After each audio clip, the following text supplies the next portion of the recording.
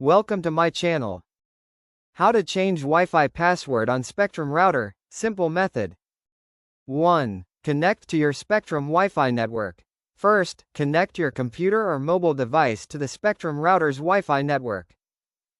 2. Open a web browser. Open any browser like Chrome, Edge, or Firefox on your device. 3. Enter the router login address.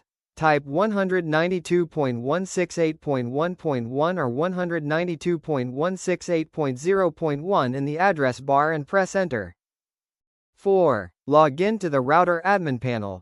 Enter the admin username and password. You can usually find these details on the router label. 5. Go to the wireless settings section. After login, look for wireless, Wi-Fi settings, or network settings in the menu. 6. Find the Wi-Fi password field. Locate the option called Wi-Fi password, security key, or passphrase. 7. Enter your new Wi-Fi password. Type a strong password using letters, numbers, and symbols.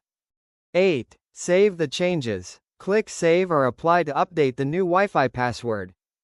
9. Reconnect your devices. Your Wi-Fi will restart. Connect all devices again using the new password.